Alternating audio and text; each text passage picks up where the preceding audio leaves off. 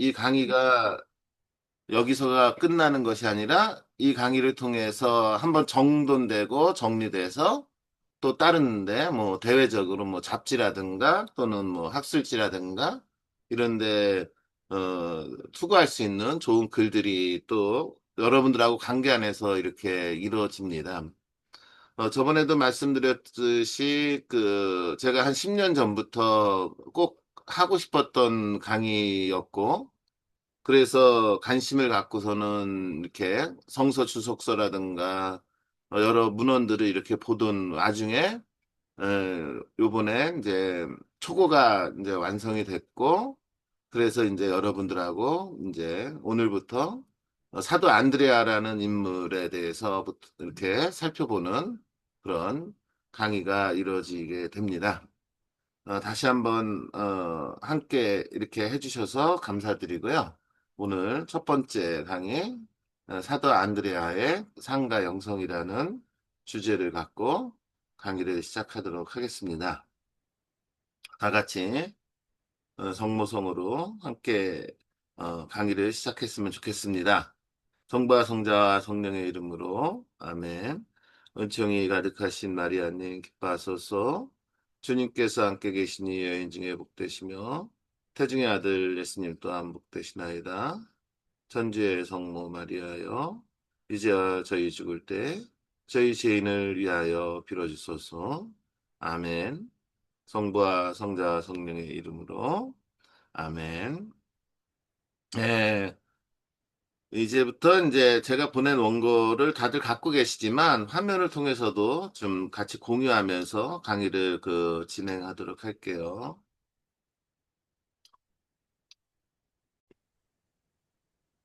네. 잘 보이시죠? 네.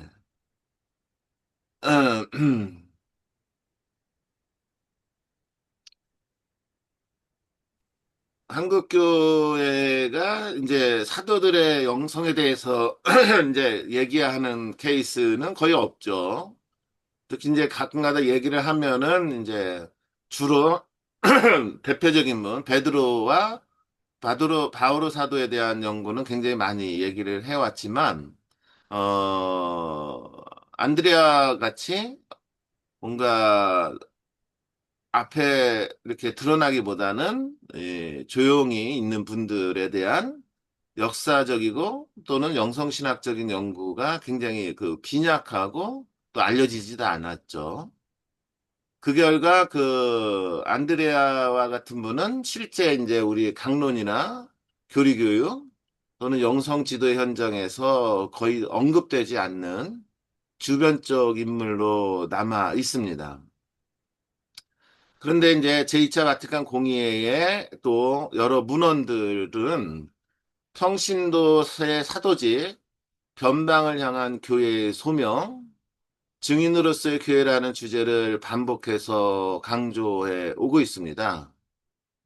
근데 이제 저는 이제 이게 약간 모순이라는 거죠. 이렇게 문헌들에서는, 교회 중요한 문헌들에서는 이런 거를 강조하지만 막상 교회 안에서는, 이런 분들에 대한 소개가 이루어지지 않는다라는 거죠.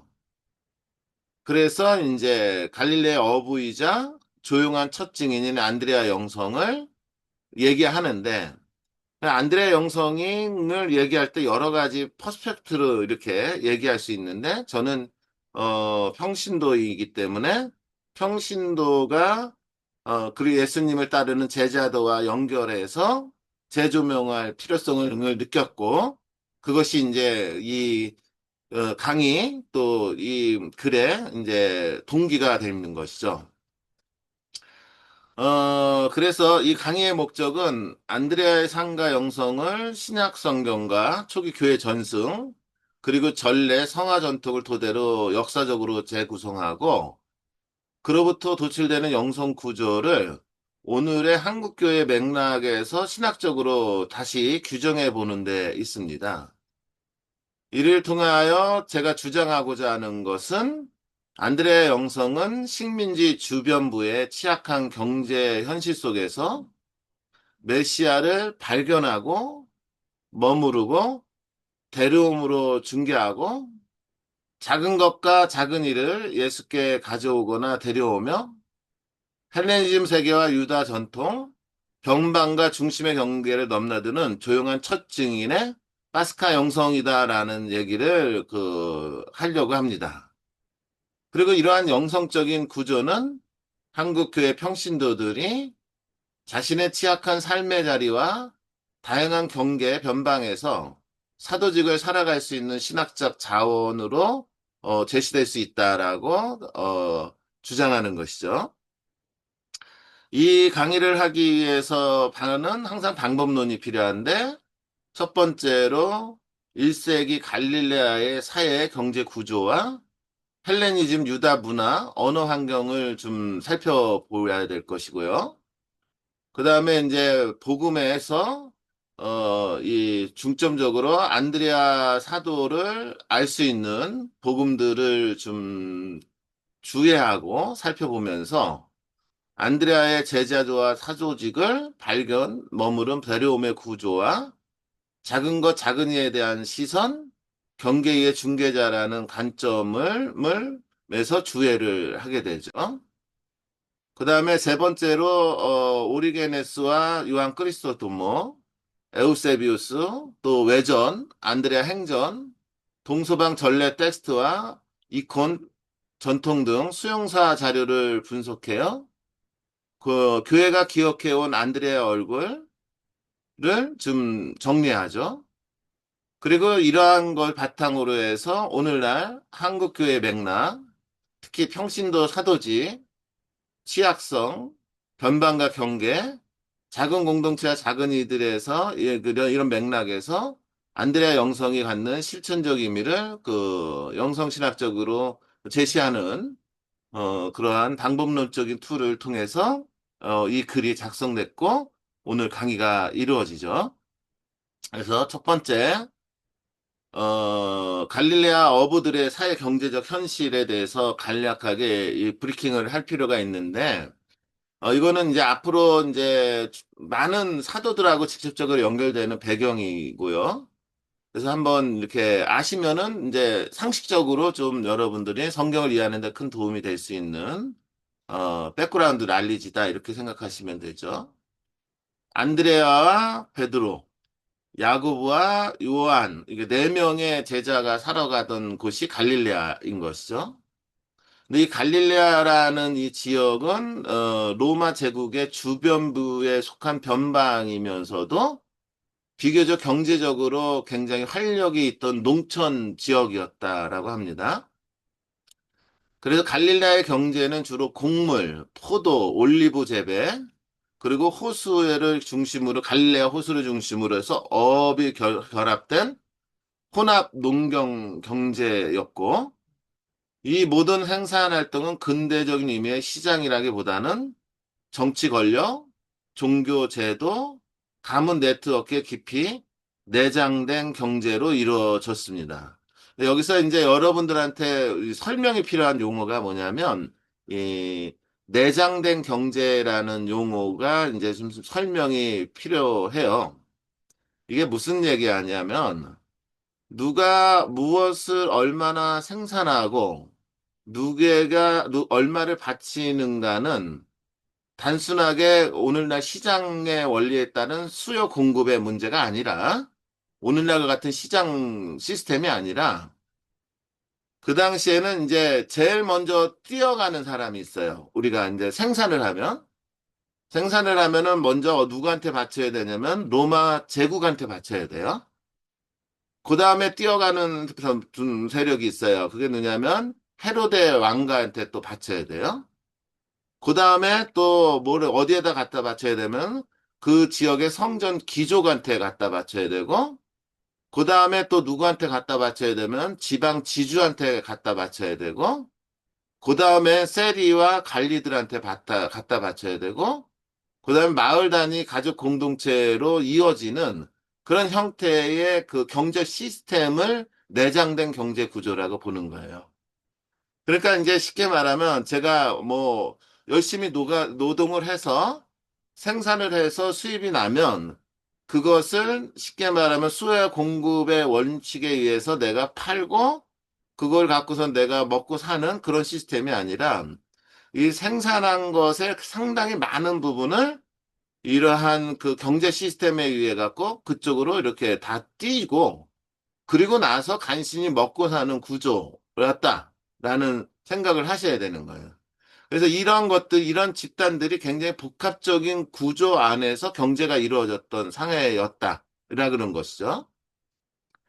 그래서 이러한 경제 구조 때문에 갈릴레아의 농문과 어부의 다스는, 누구나 생산을 많이 하든, 어떻게 됐든 간에 겨우 생계를 유지할 정도의 삶을 살았다라는 것이 그 당시에 이 경제적인 어떤 상태예요. 즉, 토지와 호수에서 나오는 생선물은 먼저 로마와 헤로드 정권, 성전 체제에 대한 조세와 11조, 그리고 지대와 각종 관세의 형태로 상층부로 흘러가고 그 자녀분으로 가족의 일상생활을 유지하는 구조였더라고 보는 것이죠. 외형상으로는 자기 밭과 자기 배를 가진 것처럼 보이더라도 실질적으로는 이 3중, 4중의 조세 구조 속에 묶여 있었기 때문에 흉년이나 어획량이 감소하거나 병환과 같은 돌발 변수가 발생하면 곧바로 채무와 토지 상술로 이어지기 쉬웠던 굉장히 엄청난 착취 구조를 지니고 있었던 상태였다라고 생각을 하셔야 돼요. 네, 이 같은 배경에서 갈릴레아 어업의 현실을 살펴보면 어부의 처지는 더 분명해지는데 갈릴레아의 호수어업은 적어도 일부 구역에서 국가 혹은 지역 엘리트가 어장과 어획권을 통제하는 허가제, 임대제 형태로 운영되었을 가능성이 크다고 합니다. 그래서 배와 그물, 어업도구는 상당한 초기 자본을 필요로 했고 어획물은 생선 가공업자와 중간 상인을 거쳐 도시와 성전 시장으로 유통되었는데 이 과정 전반을 통제하는 힘은 지배 엘리트에게 있었고 어부는 호수에 접근할 권리 자체를 임대받아 일하는 계층에 속했다고 볼 수 있습니다.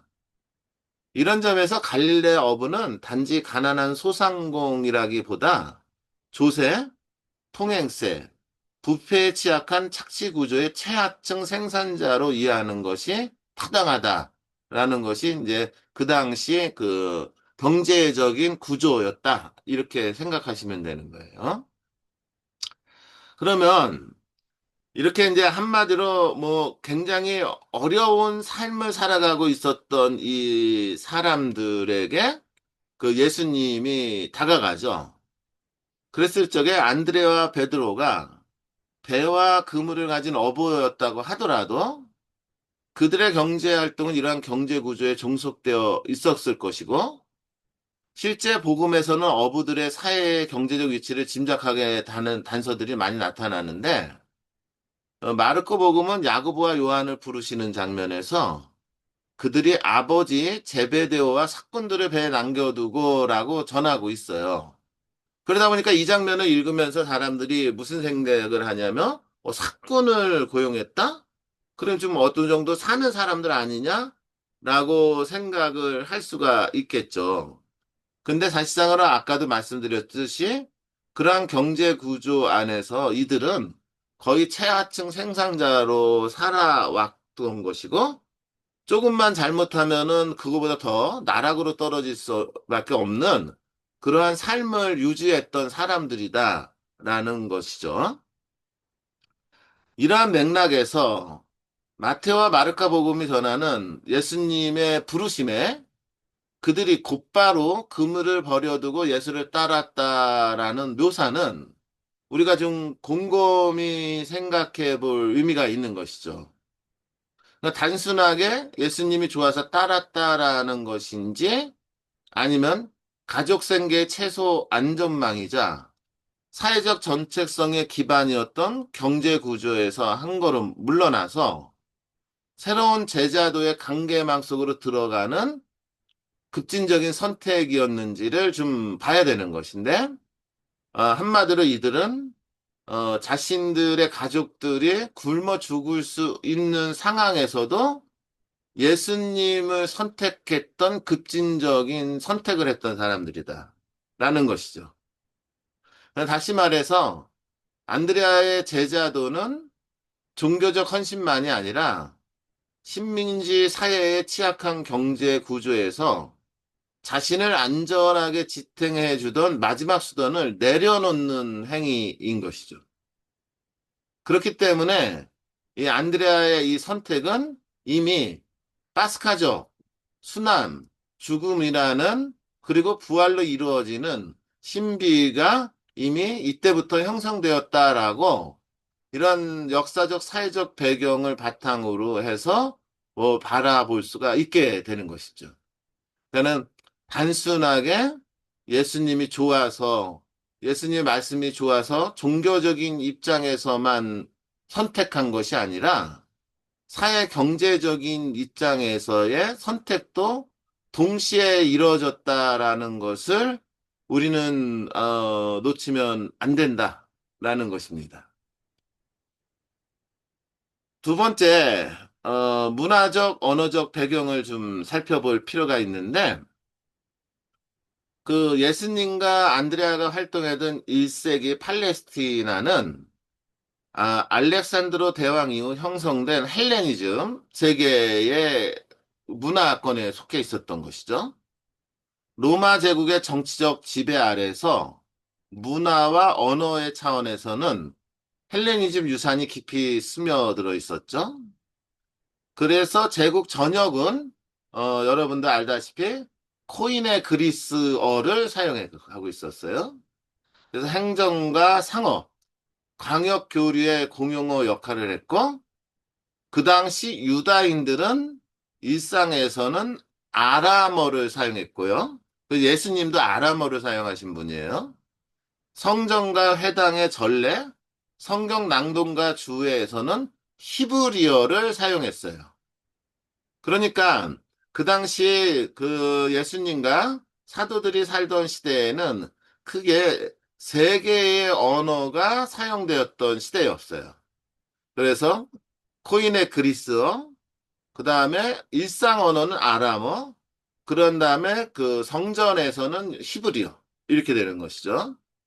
한마디로 멀티 링귀지, 그러니까 쉽게 말하면 다언어 환경 속에서 살아가고 있었고 이 얘기는 언어가 다양하다라는 것은 굉장히 복합적인 문화와 사고방식이 혼합되어 있었다라고 생각을 해야 되는 것이죠.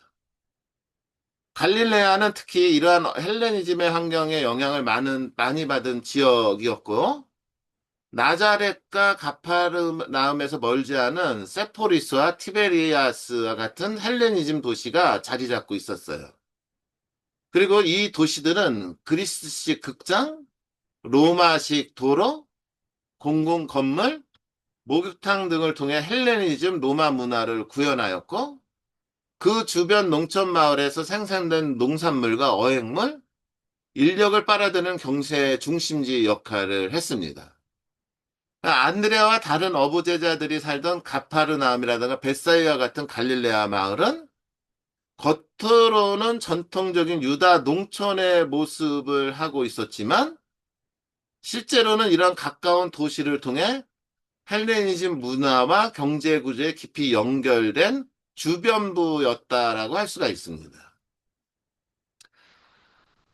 헬레니즘 도시와 로마권 문화가 확산되는 가운데 유다인들은 자신들의 율법 전통과 정체성을 어떻게 보존할 것인가라는 문제와 씨름해야 될 수밖에 없었던 것이죠. 언어도 굉장히 복합적으로 사용되고 있고 문화도 굉장히 복합적인 상태에서 사람들이 고민을 하죠. 우리의 정체성은 어디에서 찾을 것인가? 라는 문제가 되는 것이죠. 도시 공간에서는 그리스어가 널리 사용됐고 황제 숭배와 여러 신전, 경기장 등이 존재했으며 로마 화폐와 산업 강행이 일상을 규정했죠. 이런 환경 속에서 토라에 따른 안식일 준수, 정결 규정, 식탁 예절, 순례 축일은 이들에게는 종교적인 의무가 아니라 자신들의 정체성, 즉 하느님의 백성, 거룩한 백성으로 자신을 구별하는 중요한 표지가 되었다라는 것을 우리가 이해를 하셔야 돼요. 그래서 우리가 성경을 읽을 때 예수님이 안식일에 어겼다라는 것은 유다인들에게는 단순하게 안식일을 어긴 것이 아니라 유다인들의 정체성을 잊어버리는 행위가 돼요. 무슨 얘기인지 아시죠? 그만큼 그 당시 상황을 이해해서 우리가 성경을 이해해야 되는 그런 문제가 있는 거죠. 이때 유다교의 실천은 어떤 면으로는 우리가 이 복음을 해석할 때 흔히들 율법주의다라고 해석을 하는데 이런 사회 경제적 여건을 살펴보면 단순히 율법주의로만 몰고 갈 수 있는 상황이 아닌 거예요. 거듭 얘기하지만 율법을 준수한다라는 것은 그들의 정체성을 지키는 길이었기 때문에 이것은 단순히 법을 지키는 영역으로 그런 영역으로만 이렇게 오해돼서는 안 되는 것이죠. 그래서 오히려 이것을 율법주의라는 개념으로 언어 쓰기보다는 언약적 율법주의라는 용어를 쓰는 거가 더 타당해요. 다시 말해 율법 준수는 구원을 얻기 위한 조건이라기보다 이미 선택받은 백성이 하느님과의 관계 안에서 자신의 정체성과 삶의 질서를 유지하기 위한 응답으로 이해되었다라고 봐야 되는 것이죠. 그만큼 안식일, 정결예식, 식탁 규정은 공동체 내부와 외부를 가리는 경계선이 되었고 이 경계를 어떻게 설정하고 유지하실 것인가는 곧 유다 공동체의 생존 전략과 직결되는 문제였기 때문에 이 유대사에서는 이것이 매우 중요했던 것이에요. 그런 관점에서 예수님의 안식일의 행위라든가 그 사도들의 삶을 우리가 잘 이해해 나가야 되는 것이에요. 그 다음에 예수님의 제자들의 위치에 시탁교제와 경계성 넘기라는 제목을 제가 달았는데, 그러니까 이러한 배경 지식을 바탕으로 했을 때, 이러한 문화적 종교적 배경 속에서 예수님의 행동, 특히 세리와 죄인들과 함께 먹고 마신다는 행위는 단순히 인간적 친절이 아니라 당시 유다 사회의 종교적 문화적 경계선을 의도적으로 건드리는 행위로 받아들여질 수밖에 없었어요. 그러니까 무슨 얘기냐면 이게 사람들마다 넘어서면 안 되는 선이 있잖아요. 근데 그 선을 넘어선 행위라고 볼 수가 있는 것이죠. 식탁 교제는 단순한 식사 행위가 아니라 누구를 내 백성으로 받아들이고 누구와 함께 하느님 앞에 설 것인가를 드러내는 실천이었기 때문이죠. 그래서 여러분들 그 유명한 얘기 있잖아요. 베드로와 바오로 사도가 이 식탁 교제 때문에 서로 설전을 벌였던 거 있죠. 여기서 우리가 이러한 맥락, 이러한 배경을 잘 생각하지 않으면은 이 베드로라는 인물을 좀 편협한 인물로 오해할 수가 있는 거예요. 그래서 바리사이와 율법학자들은 이러한 식탁 규범을 통해 자신들의 경건성과 정체성을 지키고자 했고 예수님의 실천은 그 경계선 자체를 파괴하는 또는 재정의하는 도전이었다라고 봐야 되는 것이죠. 안드레아와 다른 제자들은 바로 이 긴장 지점에서 예수님의 곁에 서게 되는 거예요. 그러니까 이미 예수님이라는 인물을 따르기로 결정했다라는 것은 이 사람들이 기존에 갖고 있던 경계선 자체를 넘어설 수 있는 굉장히 도전적이고 혁신적인 사고방식을 지녔던 인물이었다라고 이들을 평가할 수가 있는 거죠. 그들은 갈릴레아 농촌의 언어를 사용하면서도 필요에 따라 그리스어 세계와 접촉해야 했고 토라와 전통을 존중하면서도 예수님을 통해 죄인과 세리까지도 포함하는 새로운 하느님 나라의 공동체를 경험하게 되었다라는 것을 우리가 꼭 잊지 않으셨으면 좋겠어요. 그러니까 예수님을 따른다, 예수님의 제자가 된다라는 것이 얼마나 파격적인 행위였는지를 이해하시라는 거예요. 다시 말해 예수님을 따르는 제자들의 제자도는 헬레니즘 세계와 유다 전통 사이의 경계선 위에서 예수님의 해석에 따른 새로운 정체성을 수양하는 신앙적 여정이었다라고 볼 수 있는 거죠. 이게 보통 용기가 아니면은 이게 감히 상상할 수 없는 일이 벌어졌던 거예요. 그 당시에. 그러니까 사람들마다 자기들이 갖고 있는 경계선이라는 것이 있죠. 그리고 가톨릭 신자들은 가톨릭 신자들마다 갖고 있는 경계선이 있어요. 근데 어느 날 내가 따르고자 하는 사람이 그 경계선을 허물려고 할 때 과연 내가 그 경계선을 따를 수 있을까? 라는 질문이 우리한테 주어지는 것이고 그런데 놀랍게도 예수님의 제자들은 과감하게 그 경계선을 넘어서려고 했던 것이죠. 이것이 이제 일종의 해방 신학의 이론적 배경이 되기도 한 거예요. 이런 것들이. 이러한 문화 언어적 배경을 고려할 때 안드레아의 영성은 단지 개인적인 선택 또는 경건 이런 것을 초월하죠. 헬레니즘 제국 질서와 유다 율법 전통 그리고 예수 안에서 드러나는 하느님 나라 선포 사이에서 자신의 정체성과 관계망을 재구성해 나가는 영성으로 이해될 수 있어요.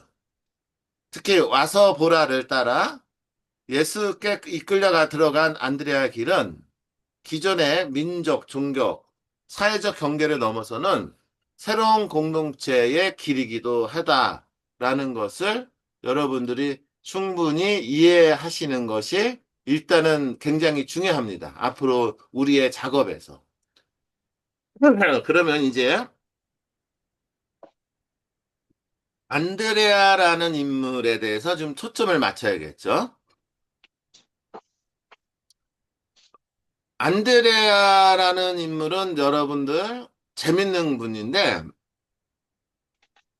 안드레아는 사도 베드로와 형제예요. 그쵸? 근데 재밌는 게 뭐냐면 사도 베드로는 유다식, 히브리식 이름이에요. 근데 안드레아는 히랍식 이름이에요. 그러니까 같은 형제가 한 사람은 이름을 지을 적에 히브리식 이름으로 이름을 지었고 한 사람은 히랍식 이름으로 이름을 졌다라는 것 자체가 미스테리예요, 저는. 그러니까 여러분들 자식들 이름을 지을 적에 어떻게 돼요? 웬만하면 전통에 따라서 옛날에는 뭐예요? 이 돌림자를 썼잖아요. 그랬는데 생각을 해보세요. 아들은 한글로 이름을 지고 딸은 영어로 이름을 졌다고 생각해서 해보세요.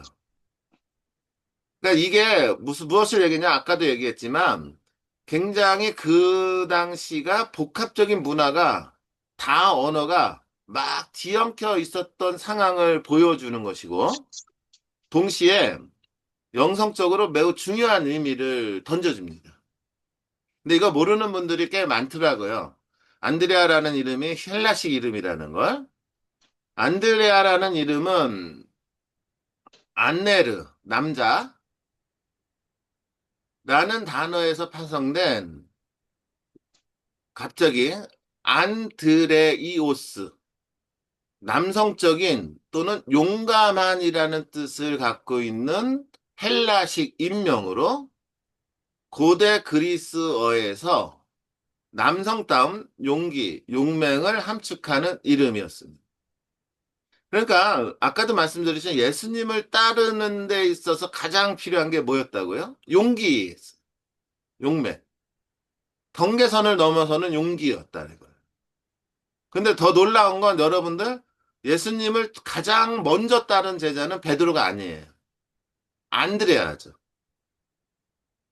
그렇기 때문에 이것이 정말로 안드레아라는 이름이 우리가 알고 있는 안드레아라는 이름이었는지 아니면은 복음사가들에 의해서 이분의 삶을 통해서 조명돼서 지어진 이름이었는지에 대한 그냥 퀘션 마크는 있는 거예요. 지금. 근데 이거에 대해서는 확인할 길이 없는 거예요. 이거는. 그래서 그거를 따져보는 것은 아무 가치가 없고 중요한 건 안드레아라고 이름 불려지는 분이 사도가 있다라는 것이고 이분의 이름이 용맹인데 이유가 있다라는 거예요. 이유가. 그래서 열두 사도의 이름 목록을 보면 시몬, 야고보, 요한처럼 정형적인 히브리, 아람식 이름들이 다수이지만 안드레와 필리포처럼 헬라어 계열 이름을 가진 제자가 발견됩니다. 제2성전기, 여러분들 제2성전기에는 언제를 가리시냐면 기원전 516년 바빌론 유배 이후 성전 재건기부터 서기 70년 로마에 의해서 예루살렘 성전이 파괴되는 그 시간을 제2성전 시기라고 부르는 거예요. 이건 상식이 되어야 돼요. 디아스포라와 유다인들 사이에서 히브리 아람어 이름과 더불어 그리스식 이름을 사용하는 관행은 문헌을 통해서 반복돼서 확인됩니다.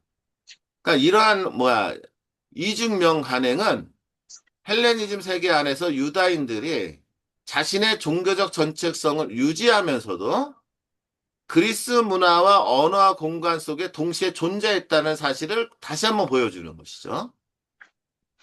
갈릴레아 지역 역시 전통적 의미의 폐쇄된 시골 유다 사회라기보다 헬레니즘 로마 시대 동안 점진적인 도시화와 산업 네트워크의 확장, 헬라어 사용의 증가를 겪은 공간으로 재평가되고 있고요. 여러 연구들은 1세기 갈릴레아에서 헬라어가 유다인들 사이에서 상당히 널리 사용되었으며 특히 무역과 행정, 도시 엘리트 문화에서 중요한 역할을 했음을 자료를 통해 보여줍니다. 물론 갈릴레아가 완전히 헬라니즘화된 지역이었다고 단정하는 것은 과장이지만 최소한 안드레와 필리포처럼 헬라식 이름을 가진 유다인이 그리 드문 현상이 아니었다는 점은 비교적 확실합니다. 잠깐만요. 예. 따라서 안드레아의 이름은 단순히 남자다운이라는 이름이라는 개인적인 덕성만을 암시하는 것이 아니라 그가 유다 전통 안에 뿌리를 두면서 헬라 문화 접촉하는 경계지대에 선 인물로 이해될 여지를 제공합니다. 그래서 우리는 그가 실제로 어느 정도의 헬라의 능력을 지녔었는지 혹은 이 이름이 일종의 공적 이름이었는지까지 알 수 없어요. 그러니까 이분이 진짜 안드레아라는 이름이었는지 알 수 없다라는 거예요. 최소한 그의 이름 자체가 갈릴레아의 언어 문화적 혼종성을 반영하고 있다는 점은 명확한 거예요. 이런 것들, 또, 여러분들 이 강의 듣고 나가고, 야, 안드레아가 원래 진짜 이름이 안드레아가 아니야. 이렇게 얘기하면 안 돼요. 신자들 다 혼동해요. 그쵸? 강의 듣는 분들은 이거를 이해하는 거지만, 그렇게 얘기하면 진짜 그 무슨 소리야? 이렇게 또 오해받아요. 그러니까 여러분들 이거는, 네, 잘 조절하셔요. 그냥 안드레아예요. 요한복음 12장 20절, 22절은 이러한 해석의 가능성을 상징적으로 뒷받침하는 본문인데, 유다 명절에 올라온 몇몇 그리스인들이, 자 보세요. 재밌어요. 그리스인들이에요. 예수님을 뵙고 싶어요. 그랬을 때 그리스인들이 예수님을 찾아가려고 할 때 누가 등장하냐면 베드로가 등장하지 않아요. 필립보가 등장하죠. 아까도 했지만 필립보는 그리스식 이름이에요. 또 누가 등장하냐면 안드레아가 등장해요. 안드레아도 그리스식 이름이죠. 그리고 이들을 통해 예수님께 나아가게 되죠. 이게 무엇을 얘기하는 거죠? 안드레아라는 인물이 있었어요. 그 사람의 진짜 이름은 모르는데 이 사람은希랍 문화를希랍 사람하고 연결할 수 있는 중개자 역할을 할 수 있었던 능력을 지닌 사람이었던 거예요. 그리고 이분을 통해서 예수님의 님께 그리스 사람들이 나아갈 수 있었던 거죠. 근데 놀라운 건 예수님의 첫 번째 제자는 베드로가 아니고 안드레아라는 거예요. 그러니까 예수님이 당신의 제자를 부르실 적에 이방인하고 접촉할 수 있는 첫 번째 제자로 안드레아를 선택했다라는 거. 즉, 유다인들을 첫 번째 제자, 유다인들의 중심, 유다 센트리즘이 아니라 예수님 안에 굉장히 세상에 대한 보편적이고 이런 성향이 굉장히 강했다라는 것을 안드레아라는 인물과의 연결관계를 통해서 봐야 되는 거예요. 그래서 요한은 굳이 플리포가 갈릴레아 벳사이다 사람이라고 덧붙이며 그리스도인들의 요청, 필리포, 안드레아, 예수라는 중개 흐름을 정확히 서술을 해요. 그래서 일부 주석가들은 이 대목에서 그리스식 이름을 지닌 필리포와 안드레아가 헬라권 이방인들에게 상대적으로 친숙하고 접근하고 쉬운 제자이었을 가능성을 시사한다라고 얘기를 합니다. 다시 말해 헬라적 이름을 가진 안드레아가 그리스도인들의 소망을 듣고 예수께 나아가는 통로가 되는 장면은 그가 단지 베드로의 형제가 아니라 문화적, 언어적 경계에서 움직이는 중재자로서의 정체성을 상징적으로 드러나는 서사적 장치라는 것이고 이것이 안드레아라는 인물의 복음에서의 가치이고 자리예요. 그러나 이 상징 해석은 뭐 어디까지나 신학적이고 문학적 가능성이지 역사적 사실로 단정할 수는 없어요. 요한복음 저자가 의도적으로 헬라식 이름을 가진 두 제자를 앞세워 그리스도인들의 요청을 중개했다는 점은 충분히 설득력 있는 관찰이지만 실제 역사적 상황에서 그들이 헬라어로 대화했는지 혹은 단지 지리적 출신 때문에 선택되었는지에 대해서는 직접적인 자료가 없기 때문에 논증을 할 수가 없어요, 이 부분은. 따라서 우리는 이런 쓸데없는 논증을 하는 것이 아니라 이러한 그 상황을 연구를 통해서 안드레아라는 인물이 문화적 중개자로일 때 본문이 허락하는 범위를 넘어서는 상상이 되지 않도록 가능한 해석적 방향으로만 조심스럽게 제시해 나가야 하는 것입니다. 그래서 대충 이제 여러분들 무엇을 얘기하는지 이제 아시는 거예요. 자, 그러면 이러한 관점에서 그러면 성경에서 안드레아는 어디에 등장하는가라는 것이죠. 요한복음 1장 35절 42절 세례자 요한의 제자 중 한 사람으로 그리고 예수를 만난 후 형제 시몬을 발견하고 데려온 인물로 마태복음 마르코복음의 갈릴레아 호수가의 소명을 받은 인물로 마르코복음 시몬과 안드레아의 집으로 예수가 들어갔다라는 표현을 통해서 마테오, 마르코, 루카 여기에 12사도 명단에 포함되어 있고 요한복음 6장의 오병이어 이야기에서 빵과 물고기를 가진 아이를 예수께 소개하는 인물로 요한복음 12장에서 그리스도인들의 예수를 뵙고 싶다 요청을 예수께 연결하는 역할을 담당했던 인물로 그 다음에 사도행정 1장 13절에서 예루살렘 다락방에 모인 11사도의 명단 가운데 포함된 인물로서 그려집니다. 그러한 성경 구절 중에서 안드레아의 영성 또는 그분의 초상을 그려낼 수 있는 핵심 본문은 뭘까 하니까는 네 개의 본문이 나오는 거예요. 그래서 제가 이 핵심 본문을 이제 성서신학적으로 주해를 하게 되는 거죠. 주해를 하면서 안드레아라는 인물이 갖고 있는 초상, 삶, 그리고 이분의 영성을 여기에서 돌출하는 작업을 하게 되는 거죠. 그러니까 이것이 이제 오늘 강의에서 가장 중요한 키포인트 강의가 되는 거예요. 요한복음 1장 35절 42절에서 우리는 메시아를 만났소 발견과 데려옴이라는 제목을 달았죠. 요한복음 1장은 세례자 요한의 증언과 첫 제자들의 소명을 결합하죠. 세례자 요한이 예수를 하느님의 어린 양으로 가리키자 두 제자가 예수를 따르죠. 그 중 한 사람이 안드레아죠. 그는 예수와 함께 하루를 보낸 뒤 이게 중요해요. 예수님을 따르는 게 중요한 게 아니고 예수와 함께 하루를 보낸 뒤가 중요하죠. 경험을 한 뒤예요. 경험.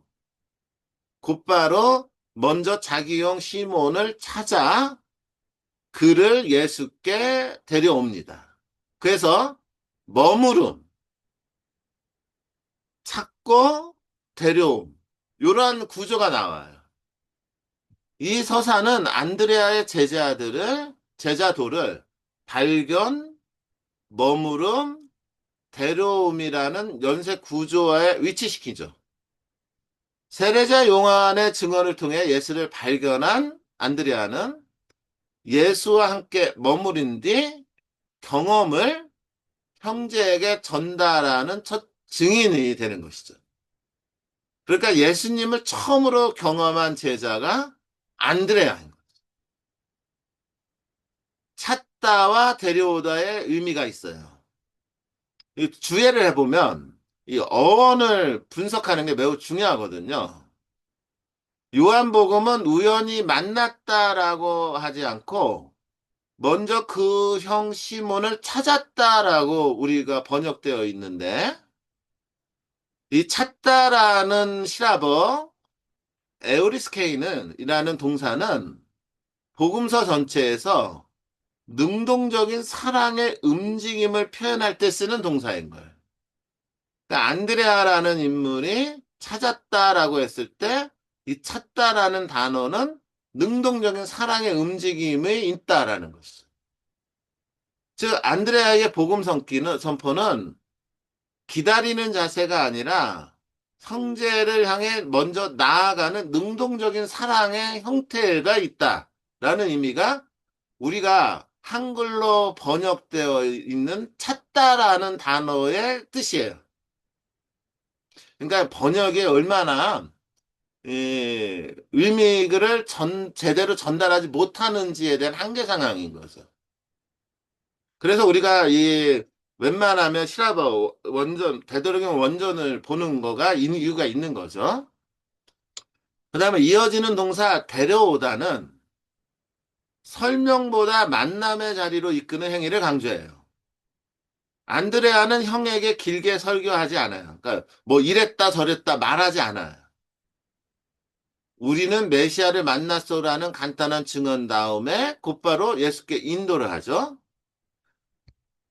즉, 복음 선포의 핵심이 어떤 변론을 하거나 설득을 하는 것이 아니라 다른 것이 아니라 실제 만남의 장으로 데려오는 중개라는 점을 부각시키는 단어가 되는 거예요. 그래서 이 단어를 뭐라고 하냐면 데려오다 라고 얘기를 하는 거고 히라보는 아게인이라고 하는 거예요. 그래서 머무름과 중개자의 탄생, 예수의 초대 와서 보라에 대해 응답하여 제자들이 그날 그분과 함께 머물렀다 라고 해서 이 머무름의 신학을 예고하는데 안드레아는 이 머무름의 체험을 통해 증개자가 될 수 있었다. 즉 예수와의 친밀한 머무름이 타인을 예수께 데려오는 사도직의 원천이다 라는 것이죠. 요약하면 이 본문은 안드레아 영성이 무엇인지를 보여주죠. 이 단어들을 통해서 머무른다. 즉 하나님을 체험한다. 그래서 관상적인 머무름이 있는 거예요. 그리고 이것이 행동으로 움직이게 하죠. 친밀한 관계만 즉 증언하게 하고 그리고 예수께 데려오는 행위로 이어지게 되는 것이죠. 그래서 이 별거 아닌 그 성서의 그 단어들인 것 같지만 이 단어들을 정확하게 본문을 주의하면은 안드레아라는 인물이 어떠한 영적인 구조를 지니고 어떠한 성격을 지닌 인물인지를 얼마든지 추측하고 알 수가 있어요. 아까도 얘기했지만 안드레아라는 인물이 요한복음사가에 의해서 만들어진 이름일 수 있지만 이 사람은 매우 실천적이고 매우 용기 있고 이런 인물이에요. 행동적인, 능동적인 인물이죠. 안드레아라는 건. 그 다음에 이제 두 번째로 주목해야 되는 성서 구절이 마태복음 4장, 마르코복음 1장. 즉각적 응답성이죠. 굉장히 행동적인 인물이에요. 곧바로 그물을 버려두고라고 여기에서 우리가 알 수가 있는 것이죠. 공간복음에서 예수는 갈릴레아 호숫가에서 그물을 던지는 시몬과 안드레아에게 딱 가갖고 이렇게 얘기하죠. 나를 따라오너라. 내가 너희를 사람 낚는 어부로 만들겠다라고 부르시죠. 두 형제는 여기서 곧바로 에우테우스, 그물을 버려두고 그물을 따른다라고 나오는 거예요. 그러니까 이 얘기는 그 이전에 앞에서 얘기하는 하느님에 대한, 즉 예수님에 대한 체험, 머무름이 있었고, 안드레아의 즉각적인 행위가 있었고, 이런 가정이 있었기 때문에 이게 연결될 수 있는 거죠. 이 본문은 일종의 예수님의, 하느님의 부르심에 대해서 망설이지 않는 즉각적인 모습을 보여주죠. 요한복음의 서사를 고려한다면 이 곧바로는 갑작스러운 충동적인 결과라기보다는 요르단 강가에서 경험한 메시아의 만남과 머무름이 갈릴레아의 일상으로 돌아간 뒤에도 안드레아의 내면에서 계속 익어왔음을 암시하는 거죠. 다시 말해서 갈릴라의 소명 장면은 이미 경험한 은총에 대한 성숙한 응답으로 읽어야 되는 거고, 이런 식으로 성서를 들여다봐야 되는 거죠. 따라서 안드레아의 영성은 중개자의 조심스러움만이 아니라 들은 부르심에 대한 신속한 응답의 용기를 포함하고, 굉장히 안드레아라는 인물이 즉각적인 응답을 했지만은 또한 깊이 있게 행동하는 사람이기도 하고 또 숙고하는 인물이다라는 것을 동시에 보여주는 구조라는 거죠. 그 다음에 이제 세 번째로 주목해야 될 거가 요한복음 6장 1절 13절에 이 작은 것과 작은 사람을 보는 눈을 안드레아가 갖고 있었다라는 것을 확인할 수가 있어요. 우리는 흔히 오병이어의 기적 이야기를 통해서 예수님이 기적을 베풀었다라는 거에 초점을 맞추는데 사도 안드레아라는 인물을 통해서 어떤 것을 또 얻을 수 있냐면 이런 걸 얻을 수가 있어요. 예수님은 필립보에게 묻죠. 이 사람들을 어디에서 빵을 사서 먹이겠느냐? 라고 물어요. 사서 먹여야 되네? 그러니까 필립보는, 어? 돈이 없는데? 현실적 계산을 통해 이 백성을 먹이려면 많은 돈이 필요하다는 사실을 예수님께 말씀드리죠. 바로 그때 안드레아는 이렇게 얘기합니다. 여기에 한 아이가 있는데 보리빵 5개와 물고기 2마리를 가지고 있습니다. 라고 얘기합니다. 이것이 무엇일까요? 다른 사람들은 계산을 하고 있을 적에 그러면서 이 많은 사람을 먹이려면은 몇 천만 원이 필요한데 우리는 단돈 10원도 없어. 라고 한계 상황에 놓여 있을 때 안드레아는 현실적 한계 상황을 알면서도 예수님을 믿어요. 아주 보잘것없는 것을 통해서도 뭔가를 하실 수 있는 분이다라는 것은 믿음이 있었던 거예요. 그래서 안드레아는 이렇게 얘기를 합니다. 여기 한 아이가 있는데 보리빵 5개와 물고기 2마리를 가지고 있습니다. 저는 이것을 뭐로 읽냐면 신앙 고백으로 읽어요. 어느 날 하느님이 여러분들한테 여러분들이 감당할 수 없는 것을 요구할 때가 있어요. 그래서 저게 나는 그것을 할 수 없는데 나는 갖지 않았는데 라고 계산을 할 수가 있겠죠. 그랬는데 안드레아는 이렇게 얘기합니다. 예수님, 저는 그것을 할 수 있는 능력은 없지만 저는 이거는 있습니다. 이게 뭘까요? 신앙 고백이죠. 흥미로운 점은 안드레아 역시 이것이 그 작은 것이 이렇게 많은 사람에 무슨 소용이 있습니까? 라고 덧붙이며 상황의 불가능성을 모르는 낙관주의가 아니라는 점을 분명히 드러냅니다. 그는 한계를 인식하면서도 구체적인 현실을 예수께 가져옵니다. 저는 이것이 영성이라고 생각해요. 제가 또 여러분들이 하느님한테 해드릴 수 있는 것은 많지가 않아요. 어쩌면은 정말 보잘것없을 겁니다. 하지만 그 보잘것없음을 하느님께 봉헌함으로써 하느님이 크신 일을 한다라는 것을 믿는 거. 그게 신앙이죠. 근데 지나가는 말로 하는 얘기인데 최강희가 보잘것없잖아요. 보잘것없지만 그래도 이걸 통해서 하느님이 큰 일을 하실 거다라는 믿음이 있어야지만 강의가 되는 거예요. 그리고 여러분들이 본당 안에서 활동할 때도 그렇고 세상에 나가서 봉사할 때도 역시 그러한 그래서 저는 이 이야기가 굉장히 깊이 다가왔어요. 안드레아는 여기서 신앙을 고백했구나. 여기서 드러나는 안드레아의 영성적 태도는 다음과 같습니다. 첫째, 작은 사람에 대한 주의 깊은 시선. 그는 큰 무리보다 이름 없는 한 아이의 손에 지어진 것을 봅니다. 둘째, 부족함을 이유로 포기하지 않는 신뢰.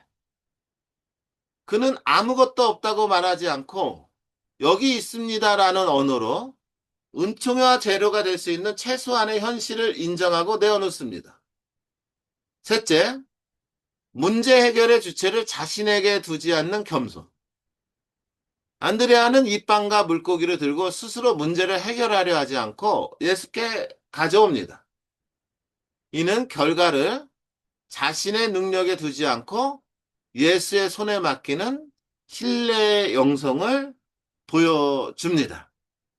저는 이 장면이 가장 그 안드레아라는 인물이 우리한테 보여주는 영성의 가장 큰 측면이다. 안드레아라는 인물이 어떤 인물이다를 가장 보여주는 장면이다라고 봤어요. 그 다음에 요한복음 12장 20절, 26절. 이거는 이제 아까도 얘기했지만 이방인과 예수 사이 중개자. 이것도 굉장히 중요한 안드레아의 특징이죠. 요한복음 12장에서 몇몇 그리스도인들이 예수님을 찾아뵙고 싶다 요청할 때 그들은 필립보에게, 필립보는 안드레아에게 예수님께 나아가죠. 안드레아는 이 짧은 장면에서 이방인들의 갈망과 예수 사이를 이어지는 통로로 등장을 하죠. 그럼 여기는 세 가지가 있어요. 첫째, 숨은 갈망을 듣는 귀가 필요하다는 거예요. 그리스도인들의 요청은 명시적인 세례 신청이 아니라 보고 싶다는 막연한 갈망이죠. 그런데 안드레아는 이러한 요청을 가볍게 넘기지 않고 예수께 가져가죠. 이게 우리가 살다 보면요. 알게 모르게 이거 중요한데? 이거 중요하지 않는데? 이렇게 판단하거든요. 근데 안드레아는 중요하지 않다라고 여길 수 있는 것도 귀 기울인 사람이에요. 그래서 이 사람이 굉장히 섬세한 사람이다. 이렇게 생각이 드는 거죠. 그 다음에 겸손. 필리포가 안드레아와 함께 예수께 나아가는 점은 중개자의 영성이 내가 혼자 다 해결한다는 영웅주의가 아니라 필리포와 안드레아와 이게 함께하는 거, 함께 식별하고 움직이는 공동체성과 연결되어 있음을 보여주고 그 다음에 세 번째 십자가의 영광의 문턱에서의 중개. 이 장면 직후 예수는 뭐라고 얘기해요? 예수님이 뭐라 사람의 아들이 영광스럽게 될 때가 왔다라고 선언을 하셔요. 즉 자기 배움과 십자가의 길을 선포하시기 시작하거든요. 그러니까는 바로 앙드레아는 바로 이방인들의 요청과 십자가 시간이 분리되지 않도록 즉 중개 결국 파스카 신부의 문턱에서 벌어지는 사건으로 이해될 수 있도록 중개하는 그러한 중개자 역할을 이 교회 안에서 했던 인물. 복음을 통해서 우리가 샅샅이 이 안드레아라는 인물에 대해서 파악한다라고 하면은 요 내 본문에 대한 주해를 통해서 우리는 안드레아라는 인물의 초상을 그려낼 수 있고 놀랍게도 요 몇 개 안 되는 이 본문을 통해서 우리는 어느 정도 이미지네이션 할 수 있어요. 안드레아라는 인물이 어떠한 사도였는지. 그러니까 이런 작업을 제가 하고 싶었던 거예요. 이런 작업을. 그래서 누군가가 좀 성서 신학자가 좀 했으면 좋겠다라고 기다리고 있었는데 좀 뭐 이제 그 포인트가 다 다르니까 그래서 제가 할 수 있는 만큼 이렇게 지금 이렇게 작업을 했고 요거를 갖고 이제 여러분들 안드레의 초상 영성의 어떤 특이점 이런 것들을 좀 본문을 통해서 좀 확인했다라는 것이 오늘 강의에서 가장 중요한 핵심이고요. 잠깐 쉬었다가 이제 마무리를 해나가면은 이제 되는 것 같아요. 여러분들 잠깐 쉬다 오시죠.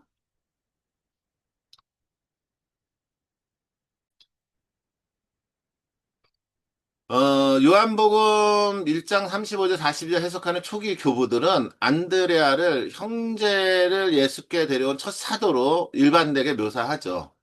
오리게네스는 네 복음서의 소명 이야기를 비교하면서 시몬이 자기 형제 안드레아에 의해 발견된 것과 갈릴레아 호숫가에서 예수께 직접 부르심을 받는 것 사이에는 신학적 차이가 있다고 지적을 합니다. 그는 요한복음이 말씀이 사람이 되셨다라는 것은 아주 더 깊은 차원의 기원에서 출발하기 때문에 베드로의 소명을 형제 안드레아를 통하여 예수께 이끌려온 사건으로 서술하는 것이 합당하다고 보고 이렇게 볼 때 베드로의 사도직은 처음부터 형제의 증언과 인도를 통해 시작된 것이며 안드레아는 사도직의 전면에 서기보다 전면에 서게 될 일을 조용히 앞에서 떠미는 일종의 영적인 증개자로 이해된다라고 오리게네스는 그 안드레아라는 인물을 그려내죠. 요한 크리스토소모 성인 같은 경우에는 본문을 설교하면서 안드레의 첫 반응을 영적 보화를 나눠주려는 형제의 사랑의 모범으로 읽어내고 그는 예수와 함께 머물며 배운 뒤 안드레아는 그 보물을 자기만을 위해 간직하지 않고 형제에게 나누어 주고자 서둘러 달려갔다라고 말하면서 이 나눔의 자세, 더욱에 안드레아는 장황한 변증이나 교리 설명 없이 우리는 메시아를 만났소라는 한마디로 형제를 주님께 데려오는 어떤 면으로는 어린이처럼 단순한 형태의 복음 선포자이고 그가 사용한 동사 아까 말씀드린 찾다와 데려오다는 이미 마음 깊은 곳에서 메시아를 기다려온 영혼의 갈망과 그 기쁨을 가장 가까운 이와 나누려는 형제애를 동시에 드러낸다. 라고 해석을 합니다. 이러한 교부들의 해석은 안드레의 사도직을 조용한 첫 증언으로 규정하도록 이끌고 그는 서열과 권위의 정점에 서는 사도는 아니지만 가장 먼저 메시아를 만나고 가장 먼저 형제를 그리스도께 인도하며 이후에도 그 무대 뒤에서 사람들을 예수께 연결하는 이로 기억됩니다. 특히 오리게네스가 안드레아에게 발견된 시몬과 예수께 직접 부름받은 시몬을 구별하여 해석하는 대목은 안드레아를 단지 베드로의 형제가 아니라 사도 베드로의 영적 증개자로 이해하게 해주며 교회 안에서 앞에 서는 이와 보이지 않게 떠받치는 이 사이의 역동을 보여주죠. 얼마 전에 아주 여러분들 재밌는 일이 몇 개월 동안 이루어졌죠. 그 수원교구 보좌주교님 문제로 옥신각신 사람들마다 누가 될 거다 누가 될 거다 하면서 이름이 거론된 인물들이 있죠. 그러다가 이제 거론되지 않았던 인물이 보좌주교님이 되시죠. 그러면서 이제 참 재밌는 교회의 모습을 이렇게 봤는데 그렇게 이름이 거론된 인물들이 되게 힘들었다라고 하더라고요. 그 만나는 사람들마다 마치 보좌 주교님이 되는 것처럼, 이렇게 또 되기를 원하는 것처럼 얘기를 하다 보니까, 그게 굉장히 큰 스트레스였다라는 얘기들을 개인적으로 하더라고요. 아마 겉으로 드러나는 거가 아마 매우 뭐 멋있어 보이겠죠. 하지만 겉으로 드러나는 사람이 있는가 하면 떠받쳐주는 사람이 있는 것이죠. 어느 쪽이 더 중요하다라고 말할 수는 없는 것 같아요. 그런 측면에서 우리가 이 안드레아라는 인물을 좀 이렇게 잘 묵상해 볼 필요가 있죠. 성경이 말해지는 안드레아의 행적은 제한적이지만 이제 성경 이후에는 어떤 이야기가 있을까? 3, 4세기 이후 전승은 그를 지리적, 문화적 변방을 향해 파견된 사도로 그려집니다. 그래서 에우세비오는 역사가죠. 오리게네스를 인용하면서 베드로는 본도, 갈라티아, 비티니아, 카파도키아, 아시아에서 활동을 했다면 안드레아는 스키티아에서 복음을 전했다고 전하고 있습니다. 스키티아는 어디냐면 흑해 북쪽 유라시아 변방을 가리키는 넓은 지리적 개념으로 안드레아가 유다 갈릴레아의 중심부가 아니라 헬레니즘과 이방 문화 교체하는 경계지도로 파견된 사도라는 인상을 강하게 남기는 그 교회 역사가의 문헌이죠. 그러니까 이 양반은 중심에 서기보다는 이방 주변에 서 있던 사도였다. 이렇게 보는 거죠. 이 성교 전승은 후대의 외전 문헌인 안드레아 행전에서 더욱 전개됩니다. 2세기 중반경에 형성된 것으로 추정되는 이 문헌은 안드레아가 여러 도시를 순회하며 기적을 행하고 마침내 파트라, 오늘날 그리스 파트라스에서 순교하는 이야기로 구성되어 있습니다. 에우세비오라는 역사가에 따르면 그는 이 작품을 이단자가 지어낸 불리한 저술로 평가하며 역사성을 인정하지는 않습니다. 그럼에도 불구하고 이 책은 안드레아를 기적과 설교로 이방 세계를 누비는 사도로 상당하게 만드는 상징적 텍스트가 되어 있습니다. 특히 순교 장면에서 안드레아는 십자가에 못이 아니라 줄로 묶여 더 오랜 시간 고통을 겪는 것으로 묘사되는데 예수님이 못 박혀 죽으셨으니까 자신은 예수님의 순환에 동참하기 위해서 더 고통받기 위해서 못이 아니라 줄로 고통을 겪었다라는 표현이죠. 그동안 모여든 군중에게 복음을 전하는 사도로 그려집니다. 일부 전승은 그가 십자가를 바라보며 오 좋으심 십자가여 우리 주님의 몸으로 아름다운 십자가여라고 기도하며 기꺼이 죽음을 맞이했다고 전하고 있습니다. 이와 같은 외전적 전승은 역사적 사실이라기보다는 안드레아의 순교를 십자가의 영광을 기쁘게 받아들이는 파스카 영성의 완성으로 묘사하는 신학적 상상력의 장이라고 할 수 있습니다. 그러니까 이게 뭐 사실이다라고 할 수 있는 검증은 없어요. 또 오늘날 널리 알려진 그 X자형 십자가 그는 이러한 순교 전승이 중세 이후 시각화된 결과입니다. 이것도 역사적 사실 아닙니다. 초기 전승은 안드레아가 라틴 십자가에 묶였다고 전하지만 후대에는 그가 자신의 스승과 같은 모양의 십자가에 달릴 자격이 없다고 여겨 X 십자가형을 요청했다는 이야기가 덧붙여져 있습니다. 이 전통이 그림과 같은 도상학적으로 정착되는 것은 여러분들 10세기, 12세기 이후에요. 그러니까는 역사적으로 진짜로 이런 일이 있었다라는 것은 아니죠. 그 이전 조각 회화에서 X십자가형에 매달린 안드레아 형성 거의 발견되지 않습니다. 따라서 X자형 십자가는 역사적 사실이라기보다는 제자 자신도 다른 방식으로 그러나 같은 사랑으로 그리스도의 십자가를 따랐다는 신학적 고백을 표현한 것이다라고 보는 것이 더 타당합니다. 한편 동방교회는 비잔틴 전통에 따르면 안드레아는 비잔티온 후일의 콘스탄티노플에서 스타키스를 첫 주교로 세우며 이 지역 교회에 사도적 기초를 놓았다라고 얘기를 하면서 동방교회는 베드로보다는 안드레아를 우위에 둡니다. 그래서 콘스탄티노플 총대교회는 자신들을 첫 소명된 사도의 교회로 이해하며 로마가 베드로를 근거로 삼 뜻, 안드레아를 자신들의 사도적 정체성의 근원으로 제시합니다. 변방과 중심을 동시에 있는 이러한 전승은 안드레아를 새로운 경계를 여는 사도, 곧 지리적, 문화적 주변부를 향해 나아가면서도 교회의 새로운 중심을 여는 개척자 이미지로 굳혀가게 만드는 모습을 우리한테 보여줍니다. 전례와 이콘. 전례와 이콘은 교회가 안드레아를 어떻게 기억하고 요약해 왔는지를 지박적으로 보여줍니다. 동방교회의 그 축일창가 트로파리오는 다음과 같이 노래합니다.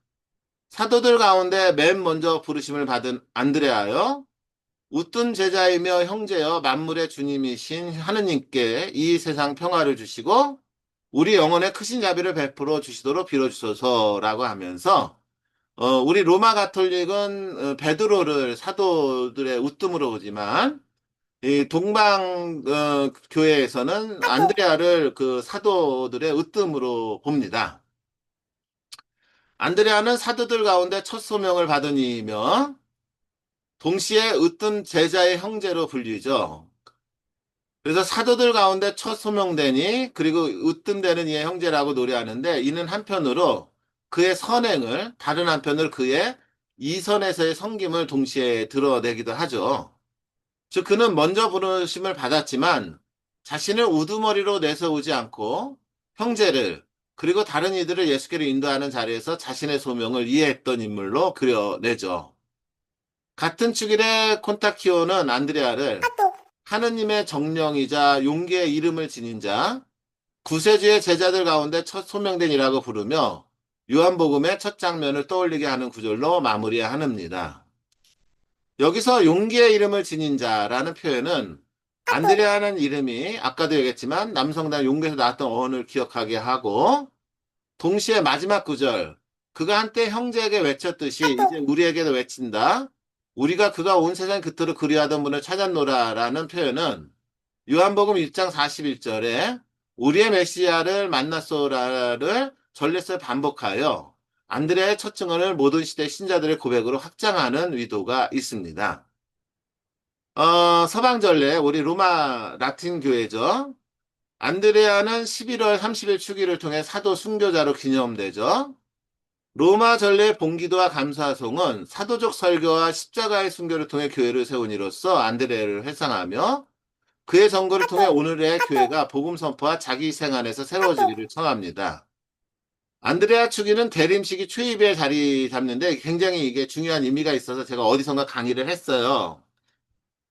왜 대림식의 초입에 안드레아 축일이 시작되는가? 바로 이제 대림식이라는 것은 교회의 시작점이죠. 그만큼 교회의 시작점에 안드레아가 그만큼 중요한 역할을 했다라는 의미가 있죠. 그래서 서방전례에서는 자주 대림의 시작을 여는 사도로 영적 상징성과도 연결되어 왔습니다. 재밌는 건 여기 제가 공유하기 전에 이 그림에 잠깐만요. 지금 이렇게 그림 보이시죠? 이게 할아버지 그림이죠? 이콘이. 이게 이제 이콘에서는 안드레아 사도를 이렇게 할아버지로 그려냅니다. 긴 머리와 수염을 가진 노인의 모습으로 또 두리마리와 책을 들고 십자가나 X자형 십자가나 물고기 그물을 곁에 둔 채로 그려집니다. 그래서 이 복음서를 들고 소금표라는 건 십자가 모양이에요. X자. 기대선 사도의 모습으로 여기서는 두루마리는 말씀의 증언으로서의 사명, 십자가는 파스카 신비의 참여, 물결 그물은 사람 낚는 어부라는 소명을 상징하면서 이렇게 이콘이 그려져 왔습니다. 이러한 도성학적 요소들은 교부들의 해석과 전라창가가 말아온 바를 시각적으로 결집한 건데 안드레아는 언제나 어떤 대상을 향해 손을 뻗거나 누군가를 가리키거나 혹은 십자가를 향해 몸을 기울이는 모습으로 그려지며 그 자신에게 시선을 모으기보다 그가 가리키는 분을 향해 시선을 옮기도록 이끄는 중개자의 모습을 많이 그려져 왔습니다. 요약하면 교부, 또 외전, 전례와 이콘이 교차하는 지점에서 안드레는 조용한 첫 증인, 변방을 향한 사도, 항상 타인을 예수께 연결한 중개자의 모습으로 정리가 되죠. 이 수용사는 단지 정기적 요소를 더해주는 것이 아니라 안드레의 영성을 구조하는 데 중요한 신학적 자료가 되죠. 곧 기쁨에 찬 발견, 형제를 위한 중개로 이어지고 이 중개가 결국 십자가를 기꺼이 받아들이는 파스카 영성 안에서 완성되는 구조가 교회가 그 전승 안에서 기억해온 안드레아의 초상인 것이죠. 자, 복음을 통해서 또 교회 전승을 통해서 안드레의 초상을 그려봤습니다. 이제부터는 이제 저의 주장입니다. 그렇다면 오늘날 이 안드레아라는 인물의 한국교회에 주는 메시지는 무엇일까요? 1세기 갈릴레의 경제활동이 정치, 권력, 종교 제도, 가문관계가 깊이 얽혀있는 구조와 갈릴레아 어부들의 취약한 생태 구조를 살펴볼 때 안드레의 제자도는 안정된 중상층의 여유로운 영성이 아니라 내일을 장담하기 어려운 자리에서 부르심에 응답하는 영성이었습니다. 오늘날 한국 사회 역시 비정규직과 플랫폼 노동, 영서의 자영업과 농어촌 공동체의 붕괴, 천년층의 고용보험과 주거위기의 학대 속에서 많은 신자들의 경제적, 심리적 취약성을 일상적으로 경험하고 있습니다. 이게 우리의 현실이죠. 이러한 현실에서 제자도와 사도직은 종종 준비가 된 사람들, 시간과 경제적 여유가 있는 사람들의 몫으로 축소되어 왔습니다. 그러나 갈릴레아 어부 안드레의 삶은 바로 이러한 상식의 정면으로 도전합니다. 생계의 최소한 안정망인 그늘과 배를 내려놓는 행위가 제자도의 출발점이었다면 오늘의 제자도 역시 안정과 효율의 논리를 절대화하는 영성구조를 다시 묻도록 요청합니다. 따라서 우리의 가자는 앞서 정리한 안드레의 영성구조를 오늘의 한국교회 현실 속에서 실질적인 영성적 지침으로 해석하는 데 있다고 볼 수 있습니다. 첫째, 취약함 속에 부르받는 평신도 제자도를 잊지 않았으면 합니다. 제2차 바티칸 공의회는 평신도의 사도직을 논의하면서 평신도들이 세속 질서 안에서 하느님 나라를 추구하는 것이 고유의 사명이라고 선포하였습니다. 그리고 우리는 이런 얘기를 많이 들었습니다. 이때 평신도 사도직은 성전과 본당 안에서 봉사를 조금 더 하는 사람들의 활동이 아니라 세속 질서의 한복판에서 삶을 하느님 나라의 방향으로 재구성하는 방식으로 이해됩니다. 이 관점에서 보면 안드레아는 세속 질서 속에서 부름받은 평신도 제자도의 원형을 보여줍니다. 그의 삶의 자리는 성전이나 랍비 학교가 아니라 조세와 착취 구조에 취약한 갈릴레아 어업 현장이었습니다. 그럼에도 예수의 부르심은 바로 그 자리에서 울려 퍼졌던 것입니다. 안드레의 소명 이야기는 이러한 취약한 자리가 제자도의 1차적 현장임을 상기시킵니다. 교회는 평신도를 향해 언젠간 여유가 생기면 봉사하라가 아니라 지금 너의 취약한 자리에서부터 제자도를 살라고 부를 수 있어야 하는 것입니다. 요한 바오로 2세는 그리스도교 평신도에서 평신도들이 포도밭에서 일하도록 주님께 분리받은 노동자들이라고 하면서 이들이 세상 한복판에서 하느님 나라를 위해 일하는 사명을 강조합니다. 특히 평신도 신자들은 주님께서 부르시며 그분에게서 교회와 세상을 위한 사명을 받습니다. 라는 표현은 갈릴레아 어부의 자리와 오늘의 평신도 노동 현장을 동일한 영성의 지평 안에 놓습니다. 이러한 관점에서 한국교회의 사목은 평신도의 경제적, 사회적 취약성을 제자도의 장애물이 아니라 파스카적 제자도가 구체적으로 드러나는 자리로 해석하도록 돕는 방향으로 전환될 필요가 있습니다. 두 번째, 조용한 첫 증인과 평신도 사도지입니다. 안드레아의 영성 구절을 발견, 머무름, 대려움으로 정리할 때 그는 교리교사이기 전에 첫 증인이며 앞에서 말하는 설교자라기보다 옆에서 연결하는 중개자입니다. 교부들이 그를 형제를 예수께 데려온 첫 사도로 기억한 것은 이 숨은 중개자 영성을 교회의 기억 속에 새겨두려는 시도였다라고 해석할 수 있습니다. 우리가 지난 강의에 한국 천주교의 성인들에 대한 강의도 했습니다. 한국 천주교의 시작 또한 잘 알려진 대로 선교사 사제가 아니라 평신도 신앙인들의 상호 증언과 중개를 통해 이루어졌습니다. 몇몇 지식인이 서학서적을 접하면서 참 하느님을 발견하고 이를 동료와 친족에게 나누었으며 서로에게 세례를 주고 교회 공동체의 기초를 놓았다는 사실은 발견, 머무름, 데려옴의 패턴이 단지 안드레 개인의 이야기가 아니라 교회가 태어나는 방식 그 자체임을 보여준다고 할 수 있습니다. 이런 맥락에서 안드레아 영성은 한국교회가 자기 정체성을 다시 생각하는데 세 가지 질문을 던집니다. 첫째, 한국교회 평신도들은 여전히 첫 증인으로서 존중받고 있는가? 아니면 단지 사목계획의 실행 인력으로만 동원되고 있는가? 둘째, 본당과 교구의 구조는 숨은 중개자들, 조용히 사람을 예수께 들여오는 이들을 발견하고 지원하는 방식으로 설계되어 있는가? 아니면 눈에 잘 보이는 활동과 성과에만 초점을 맞추고 있는가? 셋째, 우리 각자는 내 주변의 사람, 가족, 동료 상처받는 일을 예수께 데려오는 구체적인 실천을 하고 있는가? 아니면 복음 선포를 단순히 전문가의 영역으로 넘겨버리고 있는가라는 질문을 던지게 합니다. 바오로 6세는 복음 선포에서 현대인은 교사보다 증인에게 더 기꺼이 귀를 기울이며 교사라 할지라도 먼저 증인인 경우에만 듣는다라고 말합니다. 저는 이 문장을 굉장히 깊이 새깁니다.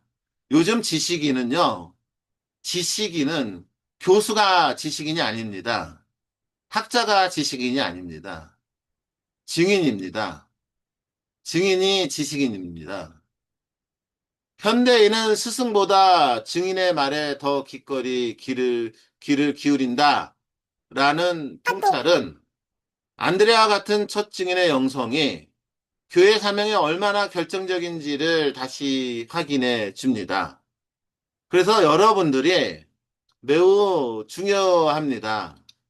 여러분들은 증인입니다. 이때 조용한 첫 증인의 영성은 한국교회를 위해 다음과 같은 사목적 방향을 제시해 줍니다. 첫째, 평신도 사도제의 양성을 행사 준비와 조직 운영 교육을 넘어 자기 삶에서의 은총 경험을 언어화하고 나누는 증언 훈련으로 재구성해야 할 것이라고 생각합니다. 둘째, 본당 안에서 눈에 띄는 리더뿐 아니라 상처받으니, 가난하니, 교회 주변 부의 이들과 조용히 동행하는 숨은 중개자들을 알아보고 지지하는 문화를 만들어야 할 것이라고 생각합니다. 셋째, 초기 한국교회 평신도 지도자들처럼 발견한 것을 가장 가까운 이에게 먼저 나누는 것을 사도직의 출발점으로 삼아야 한다고 생각합니다. 세 번째, 작은 교회와 작은 이들을 향한 시선이 필요합니다. 오병이어 사건에서 안드레에는 여기 한 아이가 있습니다 라고 말하며 이름 없는 작은 사람과 작은 것을 예수께 가져옵니다. 이 장면은 한국교회 현실 속에서 특별한 울림을 가집니다. 오늘 한국교회는 대형 본당과 눈에 띄는 프로그램에 익숙해지는 한편 농촌 산청 본당, 공단 지역의 작은 공동체, 장애인 이주 노동자, 탈북민 노숙인 등 수적으로 적고 가시성이 낮은 이들을 향한 시선을 잃어버릴 위험에 처해 있습니다. 또한 노령화된 본당에서 더 이상 미래 성장 동력으로 보이지 않는 노인 신자들, 신앙의 상처로 인해 조용히 미사만 드리고 사라지는 이들, 가난과 돌봄 부담으로 외곽에 밀려난 이들이 늘어나는 현실이 있습니다. 이게 현실이죠. 그런데 잊지 마십시오. 이들이 갖고 있는 힘을, 근데 이제 가끔 가다 보면은 이들이 갖고 있는 힘을 교회가 놓치는 것 같습니다. 안드레의 영성은 여기서 두 가지 역전된 관점을 제공합니다. 첫째, 교회의 성공과 성장 대신 작은 이들이 들고 있는 빵 5개와 물고기 2마리에 주목하는 시선이 필요함을 보여줍니다. 둘째, 교회의 재정 인력 자원이 부족하다는 진단만 반복하는 대신 가끔나 신부님들이 이런 얘기만 많이 하죠. 노년 신자들의 오랜 기도와 묵주, 장애 자녀를 돌보는 부모의 눈물, 이주 노동자의 상처 앞에 침묵 등 이미 공동체 안에 주어진 작은 은총의 표지들을 여기 있습니다라고 예수께 가져오는 태도가 필요합니다. 즉, 이것이 이렇게 많은 사람에게 무슨 소용이 있겠습니까? 라는 냉소 대신 부족하지만 예수님께 가져오는 신뢰, 교회가 가진 것이 적다고 느낄수록 그 적음을 숨기거나 부끄러워하기보다 있는 그대로를 예수께 봉헌하고 성령께서 그것을 나눔의 표징으로 변모시킬 가능성에 자신을 여는 영성이 필요합니다. 프란시스코 교황님은 복음의 기쁨에서 교회가 상처 있고 더럽혀진 모습이라도 거리로 나아가는 교회가 되기를 바란다라고 말했습니다. 상처 있고 더럽혀진 모습이라도 거리로 나아가는 교회가 되기를 바란다라고 말했습니다. 이는 완전한 준비와 여유를 갖춘 뒤에야 움직이려는 교회의 습관을 비판합니다. 안드레아가 불충한 빵과 물고기를 안고서도 예수께 나아간 행위는 바로 이러한 상처받은 교회, 그러나 움직이는 교회의 작은 전형으로 읽을 수 있습니다. 한국 교회는 안그레의 영성에 비추어 작은 본당, 작은 모임, 작은 사람들을 향한 시선을 회복할 때 비로소 자신의 사도직을 새롭게 발견할 수 있다고 봅니다. 넷째, 경계위의 사도. 안드레의 헬라식 이름과 요한복음 12장 20절, 22절에서 역할, 그리스인들의 요청을 예수께 연결하는 장면은 그를 문화적, 언어적 경계위에 선 사도로 보여줬습니다. 그는 유다 전통 속에 있으면서도 헬레니즘적 세계와의 접촉을 완전히 차단하지 않았습니다. 이러한 경계성은 오늘날 한국교회가 직면한 여러 경계 영역과 깊은 공명을 이룹니다. 지리적 변방, 농촌, 어촌, 강상, 도시 외곽의 소규모 본당과 공동체, 사회적 변방, 이주노동자, 다문화 가정, 장애인과 가족, 교도소 수감자, 성소수자, 비가시족, 빈곤층, 세대 간 경계, 교회를 떠난 청년 세대, 신앙의 언어를 공유하지 않는 가족 구성원, 디지털 경계, 온라인 공간에서 종교의 냉소적이거나 상처받은 이들과의 만남. 프란시스코 교황은 이러한 영역을 변방이라고 부르며 교회가 항상 안락한 중심이 아니라 변방에서 자신의 중심을 찾도록 촉구하십니다. 더욱이 프란시스코 교황의 모든 형제들은 특히 교회가 사회가 진정한 형제를 이루려면 국경과 문화, 종교의 경계를 넘는 상상력이 필요하다라고 말합니다. 안드레아는 이러한 변방과 경계를 향한 교회의 사명을 조용하지만 분명한 방식으로 상기시킨 인물입니다. 그의 영성은 한국교회에게 다음과 같은 도전을 던집니다. 이주민과 다문화 가정 사이에서 안드레아를 찾아야 한다. 언어와 문화의 경계에 서 있는 신자들 중 고통받는 동포, 이웃의 사정을 사제와 본당 공동체에 조심스레 데려오는 이들을 발견하고 그들을 변방 사도직의 중개자로 인정하고 동반할 것이다. 동반해야 한다. 교회를 떠난 청년 세대와 디지털 공간에서 안드레아를 찾아야 한다.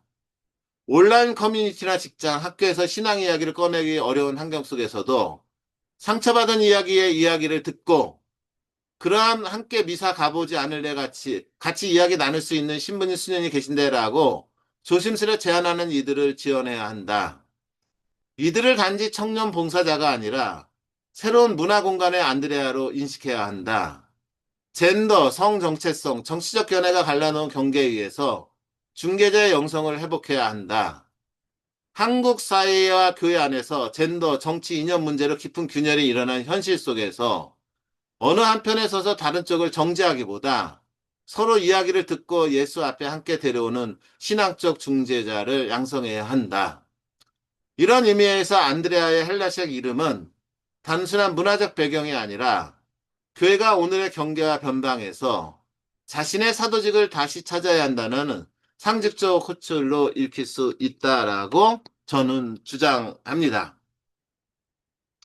이것이 제가 사도 안드레아라는 인물을 통해서 얘기하는 한국 교회의 필요한 모습인 것이죠. 그래서 오늘은 두 가지를 한 것이죠. 하나는